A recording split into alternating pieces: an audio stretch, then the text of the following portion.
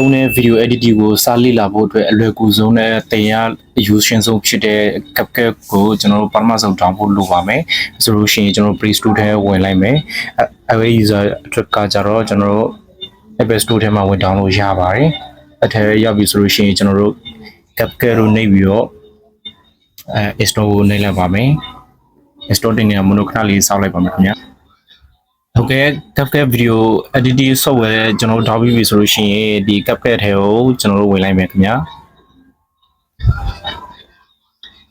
Okay ဒါတော့သူ software policy နဲ့ senior စီကန်းတွေသူဖြိုးပေးထားတာပဲဖြစ်ပါတယ်agree according နေမယ်ပြီးလို့ရှိဒါကတော့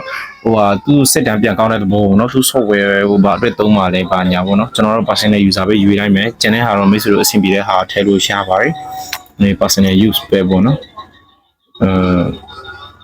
ကျွန်တော်ဘယ်လို video မျိုးဖန်တီးရတာကြိုက်လဲပေါ့ daily life ဘယ်လိုစသဖြင့်ပေါ့နော်ကိုအဆင်ပြေတာယူလို့ရတယ် train out လိုက်မယ်ဆိုရင် train ပေါ့နော်daily life video ပဲကျွန်တော်ရွေးလိုက်မယ်သူရဲ့ CapCut software ကိုဘယ်ကနေသိလဲဆိုပြီးတော့သူကပြန်ပြီးတော့မေးထားပါတော့စက်တမ်းပြန်ကောက်တာပေါ့ TikTok ကနေသိလား YouTube ကနေသိလား Instagram စသဖြင့်ပေါ့နော် Search engine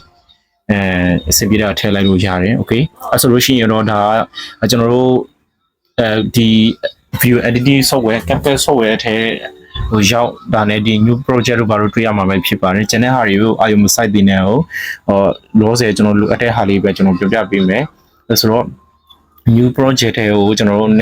နေရမှာပဲဖြစ်ပါတယ် video စပြီးတော့ကျွန်တော် edit လုပ်မယ်ဆိုလို့ရှိရင်တော့ဒီ new project ကိုနှိပ်ဖို့လိုပါမယ်ဒါကတော့ permission တောင်းတာပဲဖြစ်ပါတယ်ပြောရမယ်ဆိုလို့ရှိရင်တော့ကိုယ် A ကိုဝင်ခွင့်တောင်းတဲ့ပုံစံလိုမျိုးပေါ့နော်ကျွန်တော်တို့ခွင့်ပြီးမှပဲဒီပြောမယ်ဆိုလို့ရှိရင်ဖုန်းထဲမှာရှိတဲ့ဓာတ်ပုံတွေ video တွေကိုသူကယူသုံးခွင့်ရမှာပဲဖြစ်ပါတယ်ကြပြီးကျွန်တော်တို့အလောင်းကိုနှိပ်လိုက်မယ်ဆိုလို့ရှိရင်တော့ video editor မှာဓာတ်ပုံတွေ video တွေအသုံးပြုလို့မရဘူးပေါ့နော်ဆိုတော့ကျွန်တော်အလောင်း on ကိုကျွန်တော်နှိပ်ပြရမှာပဲဖြစ်ပါတယ်ဒါတော့ notification ဖွင့်ခိုင်းတာပေါ့နော်ဖွင့်လဲရတယ်မဖွင့်လဲရတယ်တိတ်အရေးမကြီးဘူးအကောင့်တွေကကြတော့ကျွန်တော် online မယ်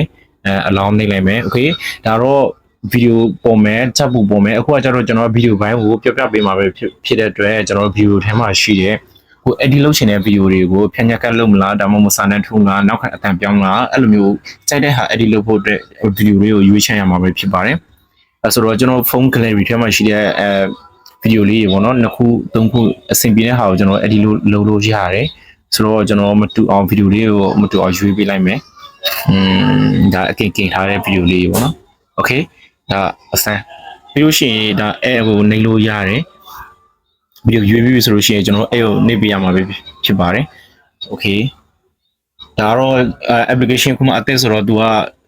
လိုက်ပြီးတော့ညွှန်ပြပေးနေတာပဲဖြစ်ပါတယ်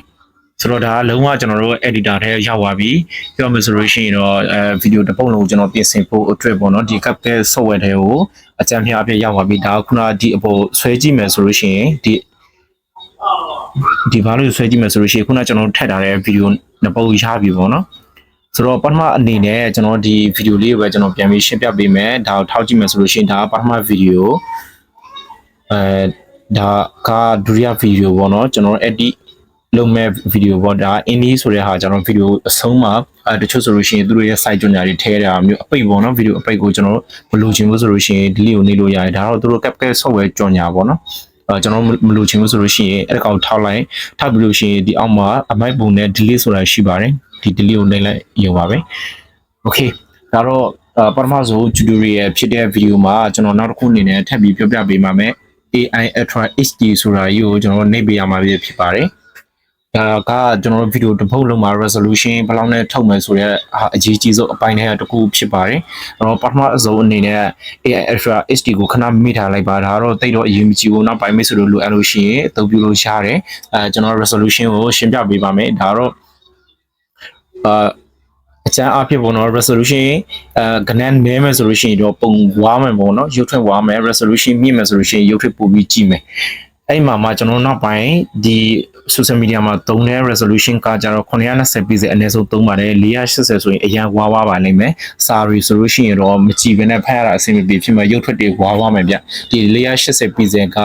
ကြတော့ကျွန်တော်တို့သုံးလို့တော့ရှားတယ်ဒါပေမဲ့ပုံဝါပါမယ်မိက pixel နည်းတယ်ပေါ့သဘောကတော့ကျွန်တော်တို့ resolution နည်းနည်းနဲ့ထုတ်မယ်ဆိုလို့ရှိရင်တော့ဖုန်းမှာရှိတဲ့ stock ကနည်းနည်းပဲသုံးမယ်ဒါပေမဲ့ရုပ်ထွက် သိပြီးမကောင်းဘူး resolution မြင့်မြင့်3လေးလေးဖုန်းရဲ့ stroke A ကပို့ပြီး3လေးလေးပဲဖြစ်ပါတယ်ဆိုတော့ဥမာ10 minute video ကိုကျွန်တော်တို့480နဲ့ထုတ်မယ်ဆိုလို့ရှိရင် megapixel က50လောက်ပဲ3တဲ့နေရာမှာ920နဲ့3တယ်ဆိုလို့ရှိရင်100 megabyte တော့စားမယ်ပေါ့နော် stroke A က1080 pixel နဲ့ထုတ်မယ်ဆိုလို့ရှိရင်150 megabyte 200 megabyte စသဖြင့်ပေါ့နော်အဲ့လိုမျိုးပို့ပြီးကုန်မဲ့သဘောရှိတယ်ဒါပေမဲ့ကြီးရတဲ့သူတွေတက်ပို့အဆင်ပြေတယ်အခုနောက်ပိုင်းတော်တော်များများကျတော့ကျွန်တော်ကအနည်းဆုံး1080 pixel လောက်ထုတ်သိပါတယ် 2K 4K ကကျတော့လိုအပ်ရင်ထုတ်ပါဒါပေမဲ့မဖြစ်မနေထုတ်ရမှာမျိုးတော့မဟုတ်ပါဘူးဘာလို့လဲဆိုရင်အခုလူတော်တော်များများသုံးတဲ့ဖုန်းတွေကကျတော့သူရဲ့ဖုန်းအမျိုးအစား resolution က1080 pixel ကို support ပေးထားပဲဖြစ်ပါတယ် 2K 4K support ပေးထားနည်းပါတယ်ဆိုတော့ကျွန်တော်ကတော့1080 pixel နဲ့ထုတ်လို့ရှိပါတယ်နောက်တစ်ခုကကျတော့ frame rate ပါဒီ frame rate ကကျတော့ video play လုပ်တဲ့အချိန်မှာ smooth ဖြစ်တာနဲ့မဖြစ်တာနဲ့အချမ်းဖြစ်အပြင်မယူလို့ရပါတယ်ဥပမာ cycle မောင်းနေတဲ့အချိန်မှာဆိုလို့ရှိရင်ကျွန်တော်က30 frame per second နဲ့ထုတ်တာနဲ့60 frame per second နဲ့ထုတ်တာကျတော့ပိုပြီး smooth ဖြစ်ပါတယ်ဒီမှာလည်းသူရှင်းပြထားပါတယ် play maybe less smooth okayဒီအောက်မှာကျတော့ optical flow တို့ဘာလို့ကျတော့ဒါတိတ်ပြီးတော့မလိုအပ်သေးဘူးလိုအပ်လို့ရှိရင်တော့အမေဆိုတော့အသုံးပြုလို့ရတယ်ကျွန်တော်အရေးကြီးတဲ့အပိုင်းပဲအရင်ရှင်းပြပေးသွားလိုက်မယ်နောက်တစ်ခုကကျတော့ဒီ code rate ပေါ့နော် code rate ဆိုတာလည်းသူ recommend ပေးထားတဲ့ဟာကိုပဲကျွန်တော် default အနေနဲ့သုံးလို့ရတယ်ဒီ watermark ကကျတော့ video မှာသူ့ရဲ့ကြော်ညာထည့်ထားတဲ့ပုံစံပေါ့နော်ကျွန်တော်တို့ဒီ video မှာပဲညအောက်အဲ့ဒါဘယ်နေရာမှာထားချိန်လဲပေါ့နော်လုံးဝကျွန်တော်တို့ဖြောက်ချိန်မယ်ဆိုလို့ရှိရင်တော့သူက proportion ဝယ်သုံးမှပဲရမယ်ဗျဒါမှမဟုတ်ဆိုလို့ရှိရင်သူက 3G free ပေးသုံးထားတာပေါ့နော်ဒါမှဖြစ်မနေသူရဲ့ software ကြော်ညာလေးတော့ကျွန်တော်တို့ထည့်ပေးရမယ် okay အဲ့ဒါကိုကျွန်တော်တို့ default ရွေးပြီးသွားပြီဆိုလို့ရှိရင်တော့ဒီများတွေကိုအပေါ်ပြန်တင်ထားလို့ရတယ် okay ဒီ video လေးကတော့ဒီလောက်ပါပဲထပ်ရှိသွားမှာဆိုလို့ပါနောက်ထပ်သင်ခန်းစာတစ်ခုအနေနဲ့ကျွန်တော် channel 2လေးကိုရှင်းပြပါမယ်နောက် video နဲ့တူပြန်လာခဲ့ပါမယ်ခင်ဗျာအားလုံးကျေးဇူးတင်ပါတယ်